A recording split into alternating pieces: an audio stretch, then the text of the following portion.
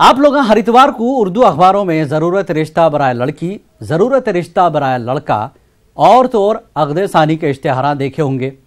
हम भी ऐसी देखे आजकल कैसे रिश्तों के डिमांडा चल रही की बोल के, तो हमको ऐसे ऐसे मजे के चुटकुले मिले जिसको पढ़ने के बाद आप लोग भी अपनी हंसी नहीं रुक सकते। शादी के बाद दिलचस्प इश्तेहारों को हम आप लोगों के सामने पेश कर रहे हैं। देखो ये रिपोर्ट। मेरे छोरे को छोरी होना है, मेरा छोरा तो पक्का सोना है। तुम्हें दिल में जर्रा नक्को सोचो, हाथ आया सो हीरा खोना है। चार लोगा में उसकी आबरू है, जैसे क्योड़े के बन में खुशबू है। ये इश्तिहार में होने वाले दूल्हे मियाँ अपनी उम्र को राज में रखते हुए 40 से 45 साल की बेवा या तलाकशुदा से निकाह करना चाह रहे हैं। इनकी एक शर्त है, होने वाली दुल्हन को बिजनेस से दिलचस्पी रहना कते। वो कई को बीवी होना है या बिजनेस पार्टनर। इन्हों रिटायर्ड ऑफिसर है, वजीफा अच्छा खासा है। बीवी नहीं है ये तो जाहिर कर दिए, मगर बच्चे हैं या नहीं जाहिर नहीं करे। 45 साल की स्लिम खूबसूरत और कबूल सूरत औरत हुई तो इन्हों कबूल करेंगे, मगर इतने सब खूबियां वाली औरत इनको कबूल करती कि नहीं की ये इन्हों गौर नहीं करे।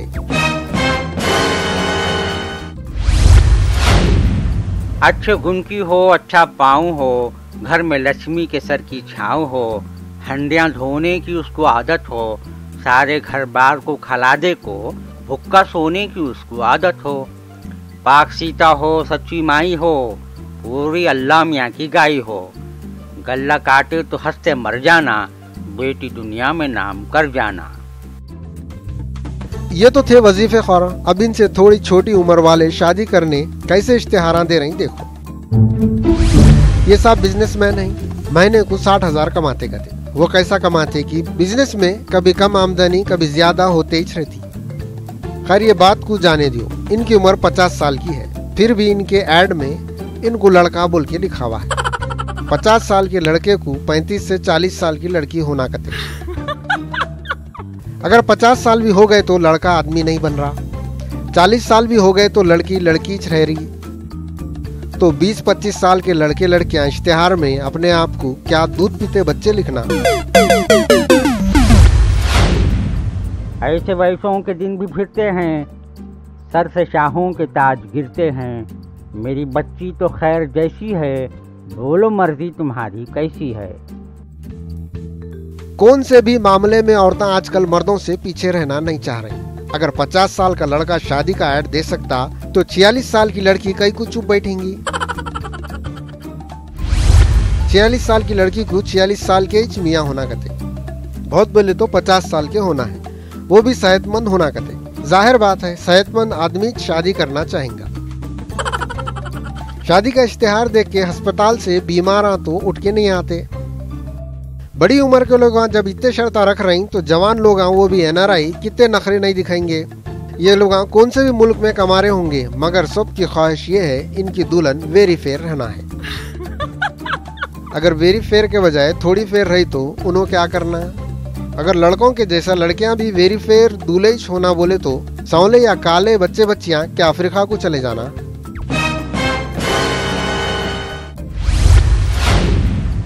बाहर वाले तो बहुत पूछेंगे, घर का बच्चा है घर का जेवर दियो, रेडियो साइकिल तो दुनिया देती है, अल्लाह दे दे तो एक मोटर दियो। बहुत चीज़ा नक्को जी थोड़े बस, एक बंगला 1000 जोड़े बस, जोड़े घोड़े को ले को धोना है, खाली 25,000 होना है। लड़कियों की जरूरत रिश्ते के ऐड में ये ऐड देखो। इसमें लड़की के हुस्न की इतनी तारीफ है, ऐसा मालूम हो रहा ये रिश्ते का इश्तिहार नहीं है बल्कि ब्यूटी प्रोडक्ट का ऐड है।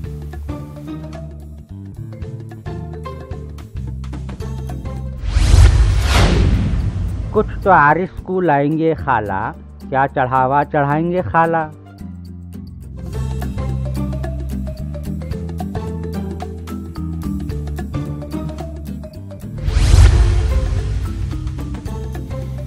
थोड़े ऐडों में बच्ची और बच्चे वाले सिर्फ एक ही शर्त रखते, वो क्या बोले तो अपने मसलक का ही लड़का या लड़की होना बोलते।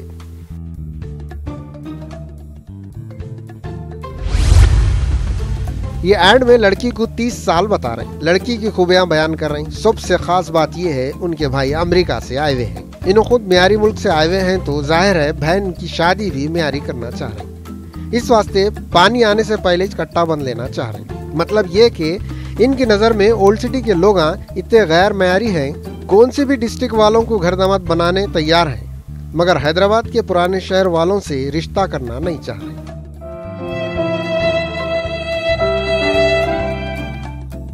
हैदराबाद के पुराने शहर के लोगों से इनको इतनी चिढ़ कई को है ये तो हमारे को नहीं मालूम, मगर हमारे को ये मालूम हर जगह अच्छे बुरे इंसान बसते, दुनिया में फरिश्तों की कहीं भी बस्ती नहीं है। अब कैसे कैसे लोगों के बारे में कितना बोल के आपको बताना। आखिर में एक 38 साल के होने वाले नौशा के बारे में बोल के हम ये रिपोर्ट पूरी कर देना चाह रहे हैं। ये हजरत छड़े छाट हैं, बोले तो इन पे कोई जिम्मेदारी नहीं है, उन्होंने कोई जिम्मेदारी लेना भी नहीं चाह रहे। इस वास्ते घर दामाद बन के ससुराल में पड़े रहना चाह रहे हैं। इनकी कोई शर्त नहीं है, बस इतना चाह रहे हैं होने वाली बेगम शरीफ रहना। इन्हों अच्छा सोचे, बीवी शरीफ रही तो घर दामाद शोहर बन के रह सकता, नहीं तो बीवी का गुलाम बन जाना पड़ता। जोड़े लाना भी रास नहीं हमना, न चढ़ाना भी रास नहीं हमना, हम वलीमा तो कभी देते नहीं, खाना दाना भी रास नहीं हमना, महर व तईज जितनी सुन्नत है, भोत बनना तो सब हिमाकत है। Bureau report, news 18 Urdu. ये तो हो गई बात इश्तिहार की। चलो अब एक दुल्हन दूल्हा से मिलेंगे। शादी में दुल्हन दूल्हा को मेहमाना तोहफे देते, ये तो सबको मालूम ही है, मगर हम आपको एक ऐसी शादी दिखा रहे हैं जिसमें मेहमानों को दूल्हा दुल्हन एक तोहफा दिए। देखो ये रिपोर्ट।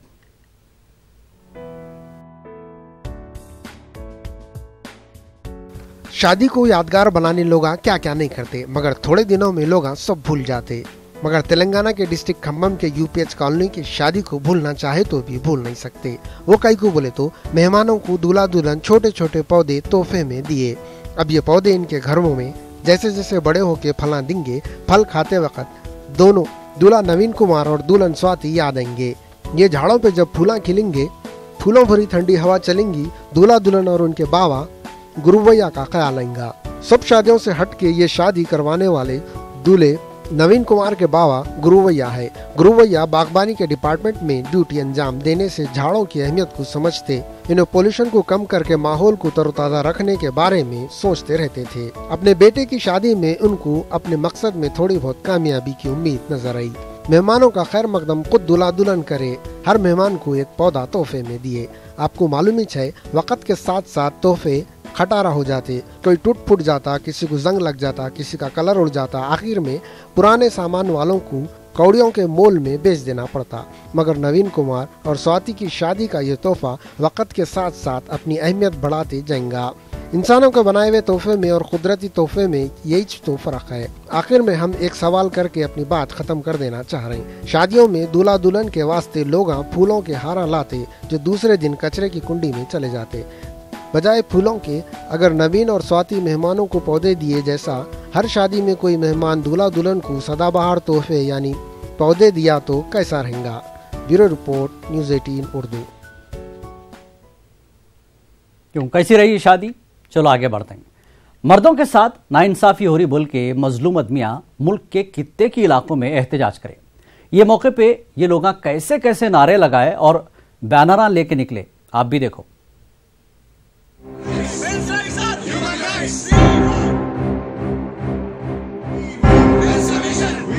कोई भी कब तक दिल के दुखड़े दिल में दबा के रख सकता। आखिर सब्र का घड़ा फूट गया। जमाने के सताए हुए मर्दे जुल्म के खिलाफ आवाज उठाने पे मजबूर हो गए। मुल्क के अलग अलग इलाकों में मजलूम आदमियां नारे लगाए, बैनरों पे अपने डिमांड हम पेश करें। इनका बोलना है बच्चों, औरतों, जानवरों, यहाँ तक के जंगलों की तरक्की और हिफाजत के वास्ते मिनिस्ट्री है, तो फिर मर्दों के वास्ते मैन वेलफेयर मिनिस्ट्री कई को नहीं है। वुमेन्स कमीशन है, मेंस कमीशन कई को नहीं है। We want men's commission. We want men's commission. We want men's commission. Men's rights, sir.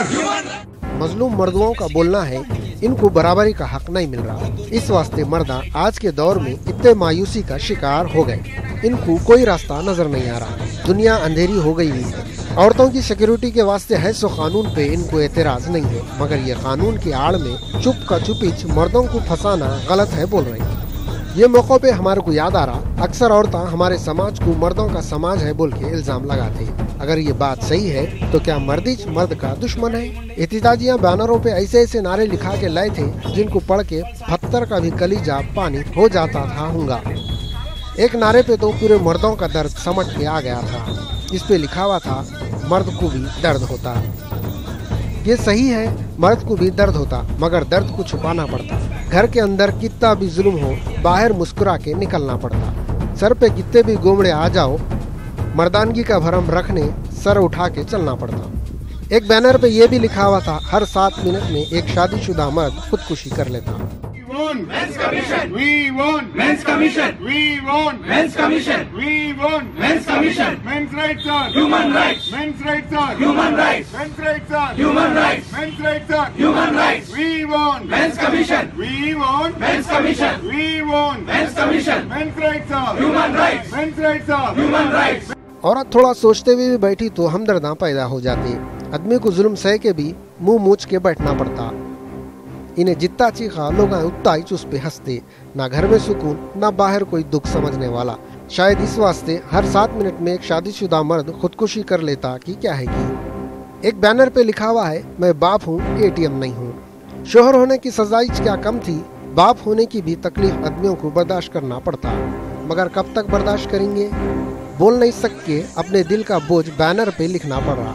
बेचारे बाप की आमदनी बढ़ रही या नहीं बढ़ रही, इससे अगर बच्चों को मतलब नहीं है, खाली फरमाइशा करना मालूम है, तो फिर बोलना ही पड़ता, मैं बाप हूँ, ATM नहीं हूँ। मजलूम मर्दों की शिकायत पे अगर हुकूमत तवज्जो नहीं दी तो वो लोग अब के इलेक्शन में नोटा पे बटन दबाने की धमकी दिए। वो लोगों का बोलना है, औरतों को हर जगह रिजर्वेशन, तो फिर मर्दों के साथ नाइंसाफी बर्दाश्त नहीं करेंगे। औरतों के रिजर्वेशन की बात पे याद आया, ट्रेन में औरतों के डब्बे में आदमी झांक भी नहीं सकता। औरतें पूरी ट्रेन में जहाँ चाहे वहाँ बैठ सकते। बस में औरतों की सीटों की तरफ आदमी नजर भी उठा के देख ही नहीं सकते। औरतें पूरी बस में कहीं भी बैठ सकते। बहरहाल आदमी अपने आदमी होने की सजा भुगतते हुए तंग आके दिल की भड़ास निकाल तो लिए। अब देखना ये है, मजलूमों की ये पुकार असर दिखाती या नींद में बड़बड़ाई जैसी होके रह जाती। Bureau report, news 18 Urdu. चलो अब मर्दों की तकलीफ से हटके एक और कहानी आपको बताता हूं।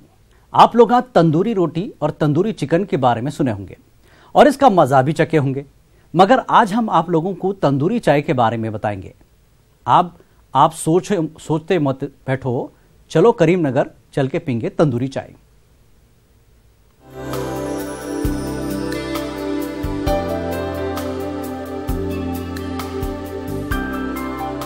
मुल्क के बाद शहरों में अब तंदूरी चाय भी होटलों में मिल रही। जो लोग तंदूरी चाय के होटलों में नहीं गए, सोच रहे होंगे तंदूरी की भट्टी में चिकन को भुने जैसा, तंदूरी रोटी को भाप दिए जैसा या कुलचे को चिपका के सेका दिए जैसा चाय को पका नहीं सकते, तो फिर तंदूरी चाय बनती कैसा होंगी। करीमनगर में एक होटल है, वो होटल में तंदूरी चाय कैसा तैयार हो रही आप भी देख लो। सबसे पहले भट्टी में मट्टी के खाली कुलियों को रख के जलाते रहते, दूसरी तरफ खुशबू वाली पत्ती दूध में डाल के गर्म करते।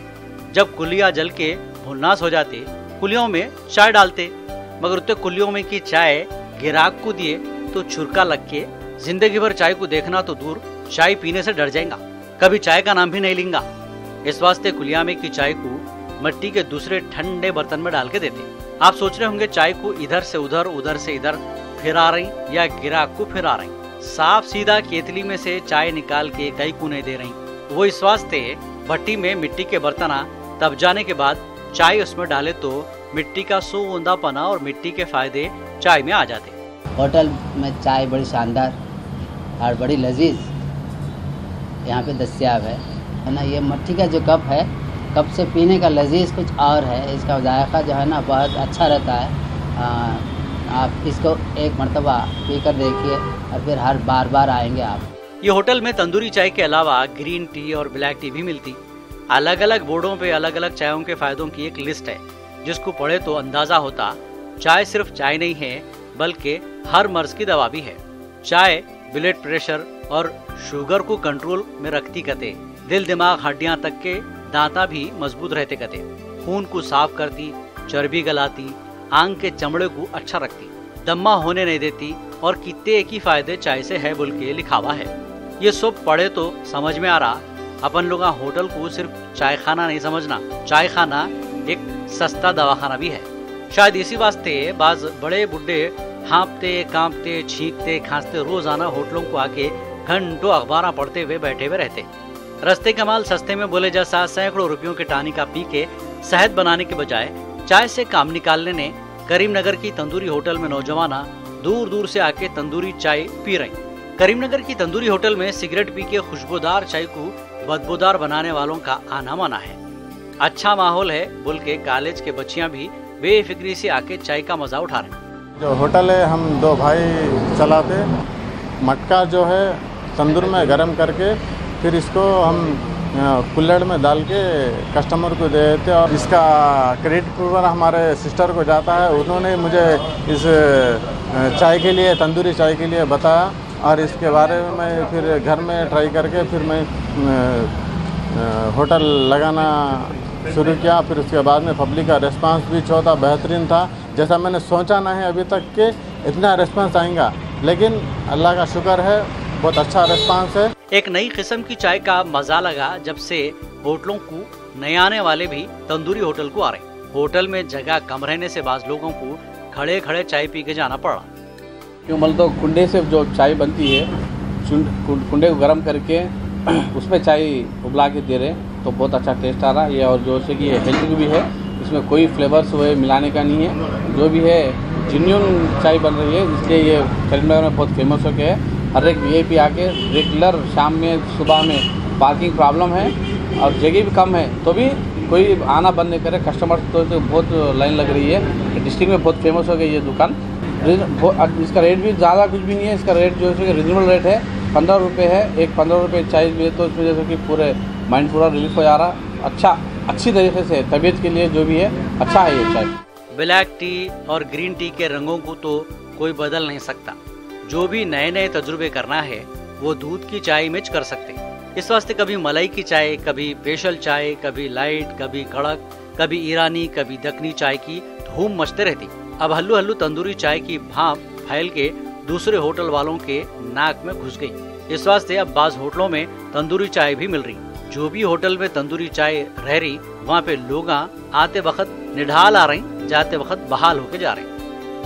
Bureau report, news 18 Urdu. गाना, रोना, सीटी बजाना किसको नहीं आता, मगर कोई प्रैक्टिस करा तो उन्हें सिंगर बन जाता। वैसे दिन रात की मेहनत के बाद एक नौजवान सीटी बजाने में इतनी महारत हासिल कर लिया, लोग उसकी सीटी सुनने प्रोग्रामों में बुलाना शुरू कर दिए। आप भी देखो सीटी का ये कमाल। तेलंगाना के डिस्ट्रिक्ट वरंगल में एक नौजवान है जिनका नाम ईश्वर है। इनको बचपने से गाने सुनने और गाने गाने का शौक था। गाने में महारत हासिल करना बोले तो बहुत वक्त और पैसा खर्चा करना पड़ता। इसके अलावा गाने वालों की कमी भी नहीं है। इस वास्ते ऐसा कोई काम करना जो सबसे हटके है। ये सोच के ईश्वर को ख्याल आया, सीटी में गाने पेश कोई भी नहीं करता, यह नया फन मैं पेश करूंगा। इसके बाद इन्हों चलते फिरते उठते बैठते सीटियां बजाना शुरू कर दिए। अब दिन में इन्हों आधा दिन सीटियां बजाते रहते।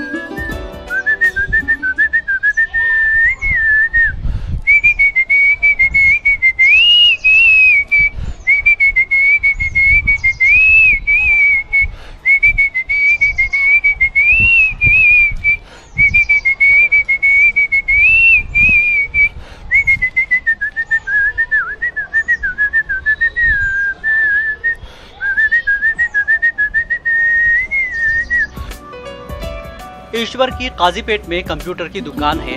जब तक दुकान में गिराक रहा, कारोबारी बातें चलते रहते। जैसे गिराक दुकान से बाहर निकला, सीटियां शुरू हो जाते। खाली वक्त इन्हों एक ही काम करते रहते, अलग अलग गानों की सीटी में प्रैक्टिस करते रहते। ईश्वर दिन रात अपने शौक में खोए हुए रहने से इन्हों बुरा सुनने, बुरा देखने और बुरा बोलने से बचे हुए हैं। पुराने और नए हर किस्म के गाने सीटी बजा के ईश्वर बुजुर्गों और नौजवानों को खुश करते रहते।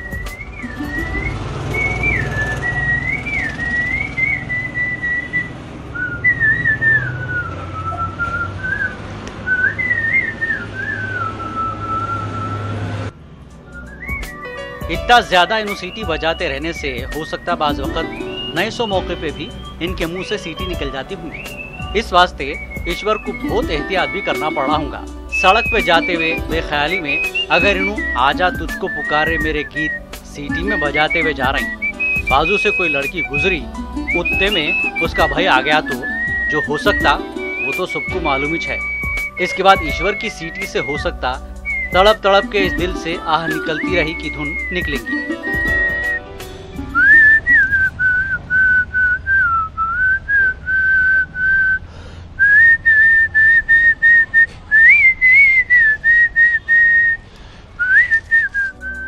मगर इनको अपनी आदत पे उस वक्त कंट्रोल करना पड़ रहा होगा जब गम के मौके पे लोग जमा होते। वैसे मौके पे मुंह से सीटी निकल गई तो क्या हो सकता, बोलने की नहीं समझने की बात है। बहरहाल सीटी जिसको लोग मामूली समझ के इजी लेते थे, ईश्वर की वजह से अब ये सीटी का डंका बज रहा। लोग सीटी को भी अहमियत देना शुरू कर दिए। ईश्वर को सीटी बजाने से सुकून मिलता कहते। इन्हों अपनी सीटी में ज्यादा मेलोडी गानों की धुन पेश करते रहते।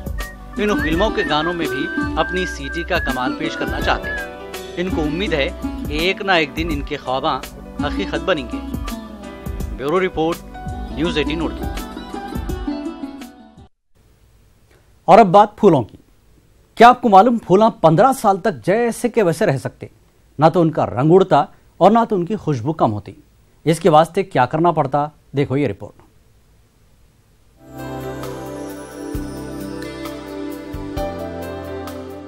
अगर हम आपसे पूछे फूला कहाँ खिलते तो आप बोलेंगे क्या हौले पने के सवाल कर रहे हैं। छोटे बच्चों को भी मालूम है झाड़ों पे फूला खिलते।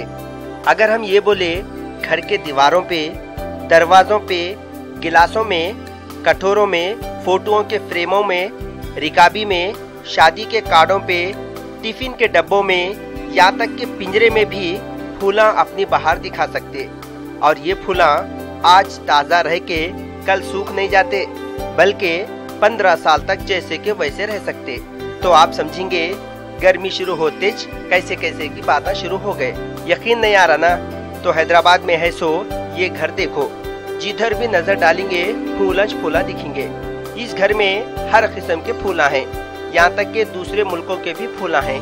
ये घर महालक्ष्मी रेड्डी का घर है। महालक्ष्मी हैदराबाद में है so professor Jayashankar Telangana university में dean of the college of home science थे। 2016 में उन्होंने रिटायर हो गए। दखनी में एक महावरा है, काम ने सो कुकड़ी काजल पकड़ी। रिटायर्ड होने के बाद उन्होंने आम औरतों के जैसा काजल पकड़ने के बजाय जबरदस्त काम करे जो अभी तक कोई औरत नहीं कर सकी। बरसों फूलों को सेफ रखने का फार्मूला बना के उन्होंने फूलों की रानी बहारों की मलिका बन गए।